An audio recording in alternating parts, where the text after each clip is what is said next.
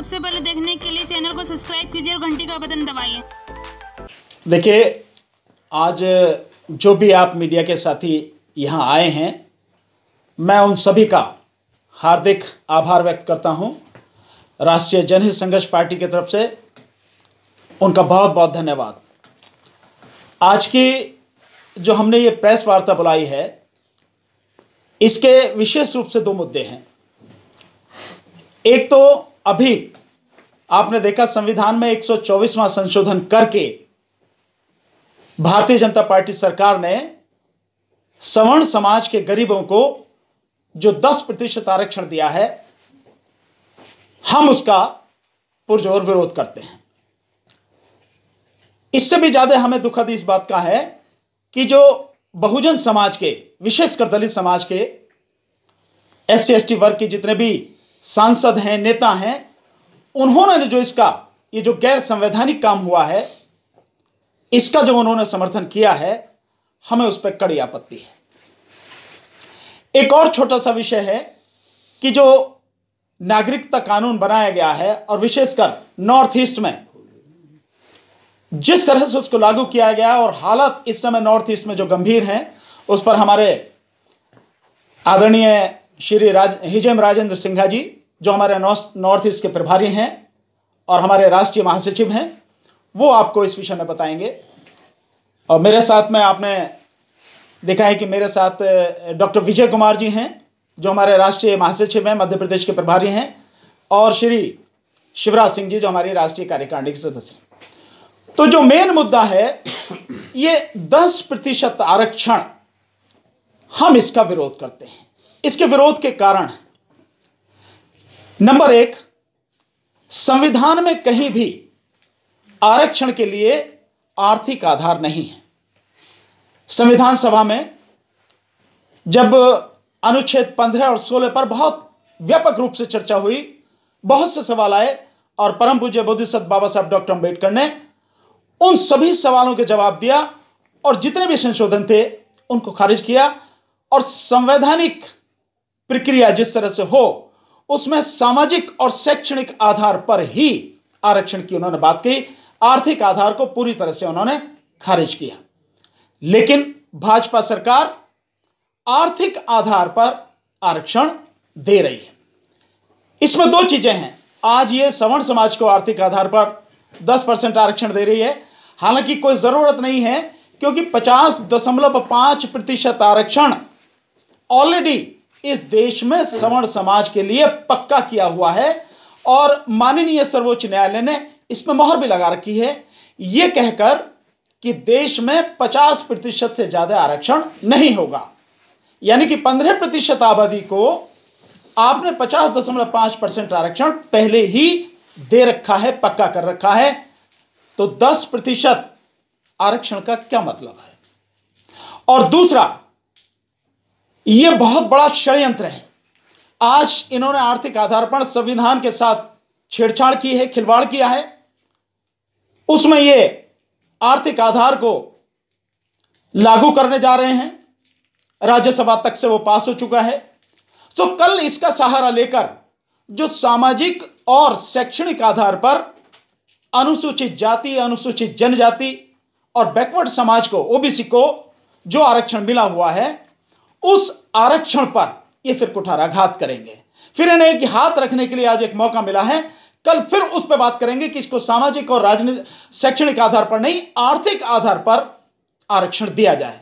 तो एक तरह से ये पिछले दरवाजे से संविधान में संशोधन करके जो SC ST और OBC का आरक्षण है, उस पर कुठाराघात करने की बहुत बड़ी साजिश है। हम इसका पुरजोर विरोध करते हैं।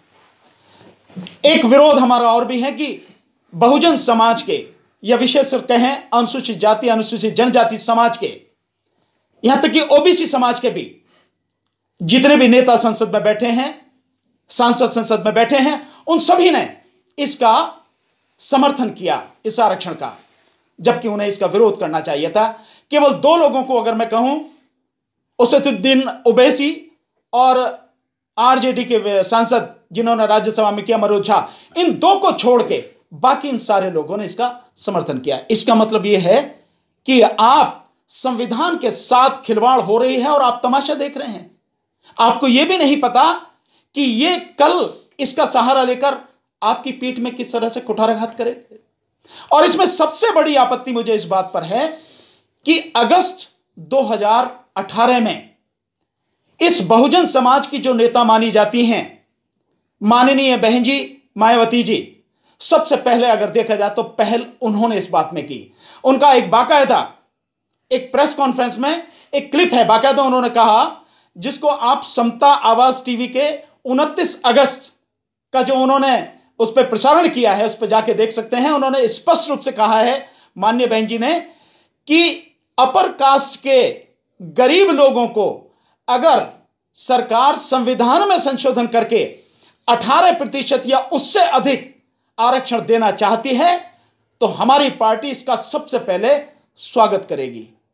भाई अगर इसकी बात है तो मैं आपसे कहना चाहता हूं कि आरक्षण अगर संविधान में संशोधन कर रहे हैं आप, तो सबसे पहले ओबीसी का जो आरक्षण है, जो उसकी आबादी के अनुपात में उसे मिलना चाहिए, उसकी आबादी 55% से ज्यादा है, उन्हें मात्र 27% आरक्षण मिला हुआ है, तो पहले आप संविधान में संशोधन इस बात के लिए कीजिए कि उन्हें उनकी आबादी के अनुपात में पूरा आरक्षण मिले, यानी 55% से ज्यादा आरक्षण उन्हें मिले।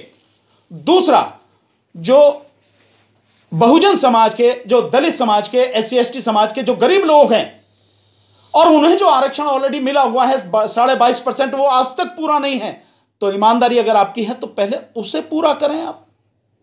आप उसे पूरा नहीं कर रहे हैं, ओबीसी का हिस्सा जो है, उसका हक जो है आप उसे नहीं दे रहे, और सवर्ण समाज के लिए आप ये 10% आरक्षण कर रहे हैं, तो आप बहुजन समाज की पीठ में छुरा भोंक रहे हैं और पर्दे के पीछे से आप उनका आरक्षण खत्म करने का षड्यंत्र कर रहे हैं।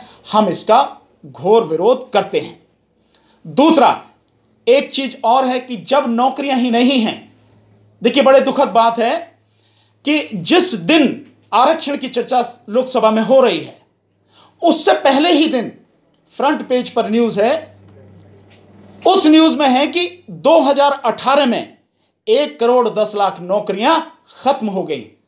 तो जब नौकरियां ही नहीं हैं और वैसे भी 24 लाख केंद्र सरकार में और बाकी जो है राज्य सरकार में मिला के तकरीबन 1 करोड़ खाली पद पड़े हैं, पहले तो आप उन्हें भरें, उन्हें नहीं भर रहे हैं और आप ये आरक्षण कर रहे हैं, तो आप समाज के साथ में धोखा कर रहे हैं।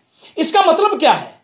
ये सीधा सीधा समाज को धोखा देना, गुमराह करना, और सही मायने में जो असल मुद्दे हैं जिसमें भारतीय जनता पार्टी सरकार पूरी तरह से असफल रही है, वो चाहे 2 करोड़ नौकरियों का हो, चाहे 15 लाख खाते में आने का हो, चाहे वो FDI का हो, चाहे जो मेक इन इंडिया का हो, चाहे स्मार्ट सिटी का हो, चाहे डिजिटल इंडिया का हो, चाहे किसानों का मुद्दा हो, चाहे महिलाओं की सुरक्षा का मुद्दा हो, ये सारे के सारे जो मुद्दे हैं, और नोटबंदी के बाद जिस तरह से देश का बेड़ा गर्क हुआ, 2% GDP जो है डाउन हुई और लगभग 4.5 करोड़ लोग बेरोजगार हो गए, उस सब से ध्यान बटाने के लिए, क्योंकि चुनाव सर पे है, ये मुद्दे सवाल पूछेंगे लोग बाग, उनसे ध्यान बटाने के लिए ये एक शगुफा छोड़ा गया है, ये जुमला छोड़ा गया है।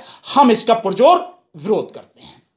अब आप साथी इस विषय पर जो भी सवाल पूछना चाहें प्रेस के साथी, हम उनका स्वागत करेंगे। सर, मैं आपकी जानकारी के लिए बता दूं कि इस देश के अंदर जो है गुजरों ने आंदोलन किया, जाटों ने आंदोलन किया, और इसके अलावा जो है राजस्थान के बहुत सारे मीणाओं ने आंदोलन किया, और वो लोग जेलों में भी बंद हैं और मारे भी गए, लेकिन उनको आरक्षण नहीं दिया इस सरकार ने। ऐसा क्यों? देखिए, मैं बहुत सीधा सीधा कहूंगा इस बात को, मैं पहले भी कह चुका हूं, इस बात को समझें आप। कौन है गुजर? बैकवर्ड। मीणा कौन है? बैकवर्ड। जाट कौन है? वो भी बैकवर्ड में आने की बात कर रहे हैं, लेकिन जाट किसी हालत में सवर्ण में तो नहीं आते।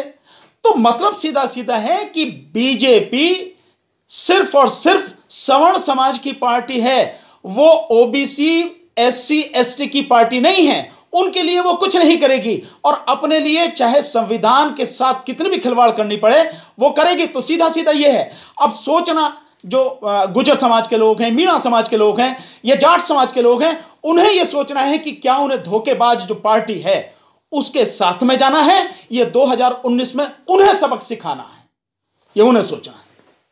क्या सर ये आरक्षण से दलित समाज पे या बहुजन समाज पे क्या असर पड़ेगा? नहीं देखिए, हाल फिलहाल अगर बात कहें तो कोई असर अभी दिखाई नहीं देता, लेकिन क्योंकि बीजेपी की मंशा हमेशा उसकी नीयत खराब रही है, उसकी नीयत बहुजन समाज या SC ST समाज के विरोध में रही है, वो कई बार सामने से नहीं होकर पीछे से वार करती है, तो आखिर में इसका जो असर पड़ेगा वो ये पड़ेगा कि एक बार संविधान में संशोधन होके आर्थिक आधार लागू होने के बाद फिर वो ये जो सामाजिक और शैक्षणिक आधार पर जो रिजर्वेशन है, फिर ये कहेंगे कि भाई सब हल्ला मचेगा कि इसको भी आर्थिक आधार पर किया जाए। तो अल्टीमेटली पर्दे के पीछे से या बैकडोर से उस समाज के अनुसूचित जाति, अनुसूचित जनजाति, OBC के जो आरक्षण है उस पर कुठाराघात करने की ये कुटिल राजनीति है। सर, इतना विरोध होने के बावजूद भी और जो बीजेपी के जो आकाएं, बीजेपी के जो लीडर हैं वो कहते हैं कि अब जो सीट आई है उससे ज्यादा सीटें आएंगी, इतना विरोध होने के बावजूद। ये उनकी हताशा है, ये उनकी हताशा है। 5 राज्यों में उनका पूरी तरह से सुपड़ा साफ हो गया। क्या ये समझ में नहीं आ रहा लोगों को, ये दिख नहीं रहा लोगों को, लेकिन वो करें क्या? अगर ये ना कहें तो और क्या कहेंगे? ये निश्चित रूप से वो भी जानते हैं कि हकीकत ये है, इस देश का आम आदमी उनके पूरी तरह से खिलाफ है। किसान हो, मजदूर हो, विद्यार्थी हो, शिक्षक हो, आंगनवाड़ी वाले हो, हर कोई उनके खिलाफ है, क्योंकि उन्होंने धोखा दिया है समाज को। जो वादे किए वो वादे पूरे नहीं किए, पूरी तरह से फेल रहे हैं। तो वो सिर्फ और सिर्फ अपनी हताशा को छुपाने का प्रयास कर रहे हैं। क्या ये आरक्षण देने के बाद जातिवाद खत्म हो जाएगा? नहीं, आरक्षण देने के बाद में जातिवाद खत्म होने का मतलब नहीं। अगर आप वाकई में चाहते हैं कि इस देश से आरक्षण खत्म करने की बात करें तो पहले जाति को खत्म कीजिए। आप जाति खत्म नहीं कर रहे आप, क्योंकि जब तक जाति रहेगी आरक्षण रहेगा। आरक्षण से जातियां खत्म होने का कोई लेना देना नहीं है। आर्थिक रूप में जो ये आरक्षण 10% दिया जा रहा है और राष्ट्रपति को मंदिर में उठने बैठने भी नहीं दिया जाता, क्या ये सही रहेगा आरक्षण देना? नहीं, तो इस बात पे फिर राष्ट्रपति जी को सोचना चाहिए कि अगर इस देश के राष्ट्रपति को, प्रथम नागरिक को मंदिर में नहीं जाने दिया जाता या सीढ़ियों से ही पूजा करा के भगा दिया जाता है, तो इस राष्ट्रपति को सोचना है कि क्या साइन किए जाए। राष्ट्रपति जी जो है वो आर्थिक रूप से तो ऊपर है ना? नहीं, मैं आर्थिक रूप से तो इस देश में बहुत लोग ऊपर हैं, पर क्या सामाजिक रूप से उन लोगों को वो सम्मान मिल रहा है? ऐसा तो नहीं है। इस देश में आर्थिक रूप से बहुजन समाज में से बहुत लोग हैं जो बहुत मजबूत हैं, पर उन्हें सामाजिक स्तर पर क्या वो सम्मान मिल रहा है? नहीं। उनके सामने कोई बात होती है और जैसे उनकी पीठ मुड़ती है तो फिर उन्हें वही कहा जा, अरे ये कोठे वाला है, ये वही कोठे वाला है। तो वो जाति जो है चुपकी हुई है, जाति को चुपका के रखा हुआ है। और जिस तरह से आप बात कर रहे हैं वो राष्ट्रपति जी वाली, या और ऐसे कितने लोग हैं, कहां उनको सम्मान मिल रहा है? सर, जनगणना के आधार पर जो है सवर्ण समाज है वो 10% टोटल आता है और 10% इन्होंने आरक्षण दे दिया है, तो इसके ऊपर क्या बोलेंगे आप? देखिए, बहुत सीधी बात है कि 10% की बात जो कर रहे हैं, इसका ईमानदारी से पता तब लगेगा। ये सरकार अगर ईमानदार होती तो भारतीय जनता पार्टी की सरकार बेईमान सरकार है और गुमराह करने वाली सरकार है। अब से लगभग 3 साल पहले जातीय जनगणना पर आधारित आंकड़े सरकार के पास हैं, लेकिन आज तक सरकार ने उन्हें न तो पार्लियामेंट के सामने रखा और न ही प्रकाशित किया। क्या डर है सरकार को? क्या दिक्कत है सरकार को? क्या ये सरकार उसे क्योंकि कम से कम सरकार ने तो पढ़ा ही होगा, तो उसे पढ़ने के बाद उसको समझ में आ गया है कि बहुजन समाज की या SC ST OBC समाज की संख्या बहुत बढ़ गई है और उससे वो घबराए हुए हैं। उनकी संख्या कम हो गई है, उससे वो घबराए हुए हैं, इसलिए उसे प्रकाशित नहीं करना चाहते। और 10% आरक्षण की बात, हम तो ये बात कह रहे हैं कि हमारे बहुजन नायक मान्यवर साहब काशीराम जी ने एक बहुत बढ़िया नारा दिया था, जिसकी जितनी संख्या भारी उतनी उसकी हिस्सेदारी। तो भाई हर व्यक्ति को, हर समाज को उसकी जाति के अनुपात में आप आरक्षण दे दिए, बात खत्म, कहीं किसी की दिक्कत नहीं रहेगी। वकील साहब, एक आखिरी सवाल आपसे पूछेंगे कि 2019 के इलेक्शन नजदीक है, तो उससे पहले ही आरक्षण का पेश क्यों? नहीं, उससे पहले आरक्षण का यह है कि यह समाज को गुमराह करने वाली है और समाज को लॉलीपॉप देने वाली है। मैंने पहले ही कहा कि क्योंकि सरकार हर मुद्दे पर, हर फ्रंट पर फेल रही है, इसलिए उसने सब दिया है। सरकार भी जानती है कि वो इसको किसी हालत में लागू नहीं कर सकती। अगर आपने देखा होगा कि राज्यसभा में जिस समय बहस हो रही है उसी दिन शाम को न्यूज आई कि भारतीय सर्वोच्च न्यायालय में, सुप्रीम कोर्ट में इसके खिलाफ रिट फाइल हो चुकी है, याचिका फाइल हो चुकी है, और जिसमें उन्होंने कहा है, स्पष्ट कहा है कि आर्थिक आधार पर जो आरक्षण है वो गैर संवैधानिक है, ऐसा हो नहीं सकता और इसको खत्म किया जाए। तो रिट पड़ चुकी है ऑलरेडी। जो क्राइटेरिया तय किया है और जिस क्राइटेरिया के तहत ये 10% आरक्षण दिया गया है, क्या लगता है आपको कि अगर खुद जो सरकार है, बीजेपी सरकार, वो इस पर फंसेगी, आगे खुद बैकफुट पर आ जाएगी? क्योंकि जो क्राइटेरिया है वो उसमें कितना डिफरेंस है अगर SC ST OBC का आरक्षण देखा जाए और 10% जो अब दिया है सवर्णों का। देखिए, जहां तक मुझे लगता है सरकार ने कदम उठाया है, सरकार पीछे नहीं हटेगी, लेकिन उसके पास जैसा पहले भी होता रहा है कि जो काम सरकार को नहीं करने होते या जिसमें सरकार फेल हो सकती है उसका ठप्पा वो कोर्ट पर डाल देती है। तो उसे भी मालूम है कि इसमें वो पूरी तरह से फेल होगी, इसलिए सरकार क्या करेगी, चुप रहेगी, जो होना है वो होने दे और आखिर में लोगों से कह देगी भाई हम कुछ नहीं कर सकते, हमने तो तुम्हें देने का प्रयास किया लेकिन कोर्ट ने ये सारा का सारा आपका खत्म कर दिया। तो सरकार ये सारा ब्लेम, सारा आरोप कोर्ट के मत्थे मड़ेगी, उसे मालूम है ये हो नहीं सकता। ये सारा का सारा सरकार का षड्यंत्र है। सर, आखिर में चलते चलते राष्ट्रीय जनहित संघर्ष पार्टी का इस विषय को लेके क्या तैयारी है, क्या आंदोलन है, इसके बारे में कुछ बताएंगे? देखिए, हम लोगों को जागृत करने का पूरा प्रयास कर रहे हैं, हर मंच पर इस बात को हम उठा रहे हैं कि ये जो आरक्षण दिया गया है ये समाज के साथ में धोखा है और बहुजन समाज को, विशेषकर अनुसूचित जाति, जनजाति, SC ST OBC, इसको सावधान रहने की जरूरत है। और मैं ये कहना चाह रहा हूं, आपके माध्यम से कहना चाह रहा हूं, जो बैकवर्ड समाज के लोग हैं कि उन्हें समझ में आ जाना चाहिए कि जिस बीजेपी के साथ आप लगे रहे या आपके नेताओं ने गुमराह करके आपको उसके साथ में चिपकाया रहा, उस बीजेपी ने आपका आरक्षण नहीं दिया जो आपको मिलना चाहिए था, उसके लिए संविधान संशोधन नहीं किया, लेकिन यह सवर्ण समाज के लिए उन्होंने संविधान संशोधन किया है। इस देश में जो किसान है वो त्राही त्राही मचा रहा है, तो ऐसा नहीं लगता कि सरकार को पहले किसानों के बारे में सोचना चाहिए था सवर्ण समाज से ज्यादा? क्योंकि सवर्ण जो है वो किसान अन्नदाता नहीं है, ज्यादातर जो किसान है वो OBC समाज से निकल कर आता है, तो ऐसे में किसान के बारे में पहले सोचना चाहिए था। मैंने तो आपको बताया कि OBC के विषय में क्यों सोचेगी, किसान के विषय में क्यों सोचेगी। अगर किसान के विषय में ये सरकार सोचती तो निश्चित रूप से सरकार किसानों के लिए काम करती। लगभग 3,42,000 करोड़ रुपया इस सरकार ने जो अमीर हैं उनका माफ किया है। 3,42,000 करोड़ रुपया पिछले उसमें टेन्योर में अपने में 4.5 साल, 4 साल 8 महीने के अंदर 3,42,000 करोड़ के लगभग उनका माफ किया है। और जो इन बड़े बड़े उद्योगपतियों की वजह से बैंकों का भट्टा बैठा, उन बैंकों के लिए भी 2,35,000 करोड़ की सरकार ने मदद की है। तो सरकार की नजर में वो उद्योगपति, क्योंकि उन उद्योगपतियों से उसे पैसा मिलता है इलेक्शन लड़ने के लिए, अपनी जो इच्छा है उनको पूरा करने के लिए सरकार को उनसे पैसा मिलता है, किसानों से पैसा नहीं मिलता ना, इसलिए किसानों की उनके लिए कोई अहमियत नहीं है। किसान मरे मर जाए, आप देख रहे हैं लगातार किसान मर रहा है, कहीं एक भी तो नहीं है ऐसा कोई भी दिन जाता हो जिस समय यह खबर नहीं आती होगी वहां किसान ने जो आत्महत्या किया वहां यह हुआ। तो किसान की, मजदूर की, गरीब की उन्हें कोई चिंता नहीं है, उन्हें केवल और केवल अपने उस सवर्ण समाज की चिंता है जिसका वो प्रतिनिधित्व करते हैं, उसकी वोट वो लेना चाहते हैं। लेकिन सवर्ण समाज को भी ये समझ में आ जाना चाहिए कि तुम्हारे साथ भी बहुत कस के उन्होंने धोखा किया है। जब ऑलरेडी 50.5% तुम्हारे पास है, 10% का मतलब क्या है जब नौकरियां नहीं है। चलिए ठीक है। ये जो 8 लाख का जो इन्होंने वो रखा है क्राइटेरिया कि 8 लाख तक का जो है, जो भी इसके 8 लाख की इनकम जी 8 लाख की जो है, इसके विषय में आप क्या कहना चाहिए? 8 लाख में तो 90% बिल्कुल सही है। देखिए, मैं इसीलिए कह रहा हूं कि ये धोखा है। ये मैं बार बार कहता हूं कि अगर ये 8 लाख की जो सीमा वो रख रहे हैं, 2 क्राइटेरिया उन्होंने मुख्य रूप से रखे हैं।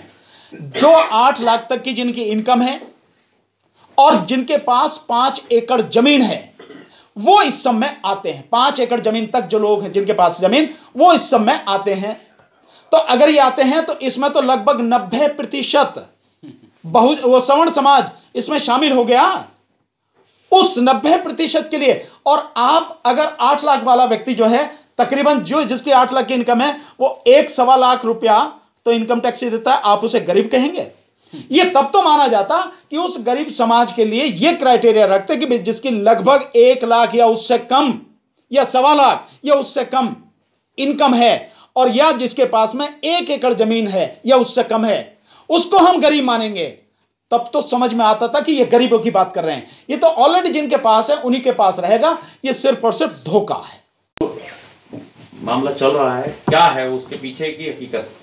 नमस्कार दोस्तों, नॉर्थ ईस्ट जो है 3 इंटरनेशनल बॉर्डर से लगे हुए हैं। एक तो बांग्लादेश, एक म्यांमार और एक नेपाल। हाल ही में बीजेपी गवर्नमेंट ने सिटीजन अमेंडमेंट बिल 2016 उसको पेश किया पार्लियामेंट में। उस 2000 जो अमेंडमेंट बिल है उसकी जो मुख्य उसकी जो कंटेंट जो है उसमें ये लिखा हुआ है कि जो हिंदू फॉरेनर्स हैं उनको इंडिया में सिटीजनशिप दिया जाएगा और मुसलमानों को सिटीजनशिप जो नहीं देगा और इंडिया से उनको बाहर कर दिया जाएगा।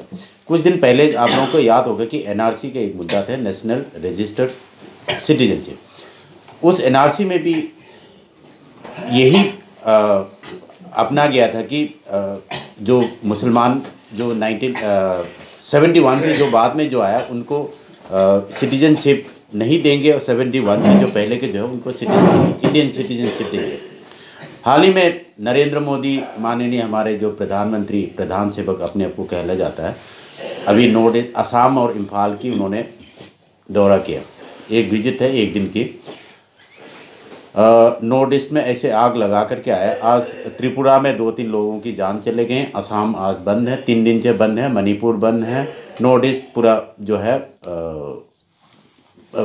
मतलब ब्लैक डे है अभी। तो उनकी वजह से जो अपनी जो इलेक्शन में जो आने वाला इलेक्शन 2019 की इलेक्शन जो फ्यूचर को देख करके उन्होंने ऐसे जो आग लगा करके जो है नॉर्थ ईस्ट अभी बॉइलिंग पोजीशन पर है। Arm forces special power act आज तक जो है उन्होंने रिमूव नहीं किया। उनकी नरेंद्र मोदी की जो आईवी जो है सिक्योरिटी पर्सन है या आर्मी के पर्सन लोग जो है वो ठीक से उनको रिपोर्ट तलब नहीं करते हैं। हम ब्लेम करते हैं उनका नरेंद्र मोदी का जो कर्मचारी है, जो आईवी के जो चीफ है, आर्मी के चीफ है, उनको मैं ब्लेम करना चाहूँगा कि वो ठीक से रिपोर्ट नहीं देते। वो अपनी सुख सुविधा और अपनी अलाउंसेस की वजह से जो है वहाँ पर जो है आप टेरोराइजिंग ये खुद ही करते हैं और टेररिस्ट के नाम लेते हैं। बांग्लादेश के इन्फिल्ट्रेशन जो वो अगर चाहते तो वो क्यों नहीं रोक सकते हैं। बीएसएफ के आदमी वो खुद इन्वॉल्व होते हैं कि बांग्लादेशी को अंदर की तरफ लेकर के आया और उनको सिटीजनशिप इंडिया में जो स्थायी रूप से दिया जाए। तो आज तक उन्होंने इसको किया नहीं है। 1971 में जो बांग्लादेश और बांग्लादेश को अलग कर पाकिस्तान से अलग करने का जो इंडिया पाकिस्तान की जो लड़ाई था, यस बहुत अच्छी बात है, वो हमारा एक डिप्लोमेटिक लड़ाई थे। बांग्लादेश अलग हो गई हैं, बट उसके बाद जो मिसेस इंदिरा गांधी ने कांग्रेस के समय से जो है अपनी वोट की राजनीति की, जब वो हम उस मुद्दे पे नहीं जाना चाहते हैं। बट अभी इतने साल से जो सिटीजन जो इंडिया में जो देश में जो रह रहे हैं तो उनको जो भगाने का या उनको देश से अलग आउट करने का जो है उनकी जो रणनीति जो है हम इसका बिल्कुल खिलाफ है, बिल्कुल विरोध करते हैं। अभी इंडिजिनस पीपल की एक अभी 2-3 दिन पहले राजनाथ जी जो है होम मिनिस्टर असम में जाकर के एक डिक्लेरेशन दिया है। इंडिजिनस पीपल कौन है, उधर के मूल निवासी कौन है, उसमें एक दूसरे को जो है लड़ाने के जो है उन्होंने षड्यंत्र रच करके गया। हम उसकी घोर विरोध करते हैं। हम राजनाथ जी के विरोध करते हैं, हम मोदी का विरोध करते हैं। असम अभी आज से लेकर के 3 दिन तक बंद है, असम बंद है।